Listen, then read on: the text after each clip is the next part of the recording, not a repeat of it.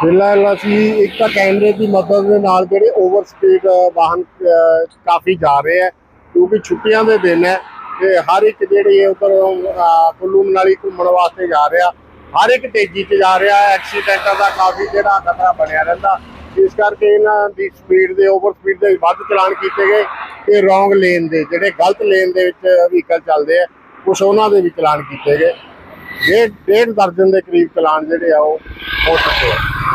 ਕੀ ਹਦਾਇਤਾਂ ਹੈਗੀਆਂ ਖਾਸ ਕਰਕੇ हदायतां तो ट्रैफिक नियमां की पालना दी ही हदायतां है। अपनी सही लेन च चलो, सही स्पीड होवे, ट्रैफिक इशारे की उलंघना ना करो, ते कोई भी जिहड़ा सिग्नल है उन्होंने क्रॉस ना करो, ते लाइटां वगैरह ते भी दसीदा भी जिहड़ियां रैड लाइट जंप करना हुण जिहड़ा कानून च होर भी सख्ती हो रही है ते इहदे विच जिहड़ा पब्लिक दा काफ़ी ज़्यादा नुकसान होऊगा। इस करके इन्हां नूं फॉलो करो, इन्हां दी पालना करो।